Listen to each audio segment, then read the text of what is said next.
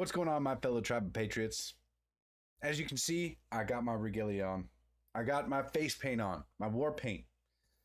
And it's mostly because of this kid here. Last week, if you didn't know, this kid, 9-year-old kid, went to a Chiefs game and wore a war bonnet, painted his face. Apparently that was enough to outrage some liberal journalists. This guy named Carron Phillips, he blocked me on Twitter because I kind of spoke out against him. But anyway, he wrote this article. The NFL needs to speak out against the Kansas City Chiefs fan in blackface and native headdress. Problem is, he wasn't wearing blackface. This is what he was. He painted his face black and red in support of his team. If you don't notice, he's wearing black and red. But Karen really needed something to be upset about. So, I believe Carron Phillips is a black man, and he decided that in order to get more clicks on the story, he was going to need to be outraged about blackface. That way he could relate, and he had authority to speak. According to the liberal hierarchy of victimhood, he had authority to speak on this because he's black and he's upset. He was slighted by this kid, so he can put him on national blast and ask the NFL to condemn him for going to the game. I don't really have a problem if somebody in the stands got insulted. Hopefully they would just move on with their day and then not think about it ever again. I mean, that's what an adult would do. Be like, oh, wow, can't believe he's wearing that. All right, back to the game because we're all here to love and support the Chiefs or the Eagles, whoever the heck they were facing at the time. What's wild to me is that Karen decides that this kid is not allowed to support his team in a way that, you know, the Chiefs, okay, in reference to like Native American chiefs, they use their symbolism everywhere. So the NFL can appropriate the Chiefs all they want and make a ton of money. But a fan, even a 9-year-old kid, not allowed to do that apparently. Funny thing is, later it turns out the kid's actually Native American, and he's part of the Chumash tribe, I think it is. Yeah, Santa Yen's band of Chumash Indians condemns wearing regalia as part of costume. That was another disgraceful part. This tribe of bureaucrats up there decided that, they didn't condemn him outright. I'll read you their statement. We are aware that a young member of our community attended a Kansas City Chiefs game in a headdress and face paint in his way of supporting his favorite team. That should have been the end of the statement. We're aware. That's fine. But no, they go on. Please keep in mind that the decision made by individuals or families in our community are their own and may not reflect the views of the broader tribal community. As a federally recognized tribe, we need that federal money, that federal grant money. The Santa Yen's band of Chumash Indian, I'm probably butchering that. I apologize. I'm Swinomish. I'm not I'm not Chumash, all right? Does not endorse wearing regalia as part of a costume or participating in any other type of cultural appropriation. They should have just stayed silent on this. This is crazy that they would come out and basically, I say basically condemn because they condemned his actions. They didn't condemn him outright, but they condemned his actions.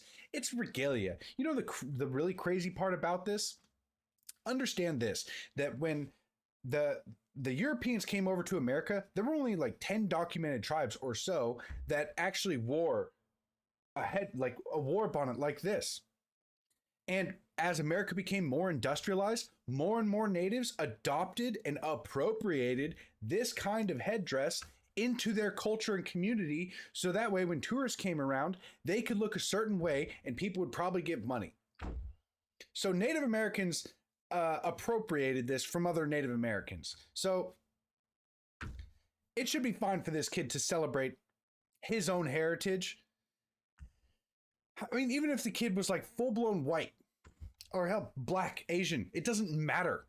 You're allowed to do this. It's cultural appreciation. It's not appropriation. Appropriation is fake. It's just a fake way to feel outraged about something so other people can give you sympathy, so you can feel like you're doing something for the greater good. I'm helping society because I saved a native from feeling insulted. No, screw you. You're not helping anybody. All you're doing is tearing down a 9-year-old kid. It's outrageous to me. And riddle me this, because this is a question that I got for you. The White House, in honor of Native American Heritage Month, the Biden-Harris administration celebrates the largest group of Native American federal officials and senior staff in history, blah, blah, blah, Native pandering. All right. Check this out. How come all them, how come they can wear the Native attire? How is this not cultural appropriation? They're appropriating their own culture. Why aren't there articles written about this? Why aren't we condemning them? No, because they're participating in their own culture like this kid was. That's what this kid was doing. He came to support his team that he loved, and that's it. He wanted to have a good time and look cool. And you know what? I think he does look cool. He looks badass. That's why I did this today. Good on you, kid. I'm happy for you. And Shannon, his mom, I hope that you can sue Deadspin and retire early. I hope they go out of business, because having a full-grown man lie about blackface, first of all, and secondly, put your 9-year-old kid on national blast, hoping that cancel culture will come after him, is disgraceful. He should at minimum, be fired.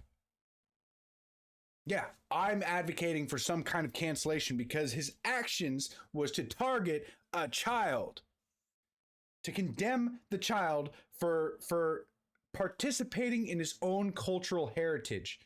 The crazy thing about this, where's it at? I don't know. I lost it. Here it is.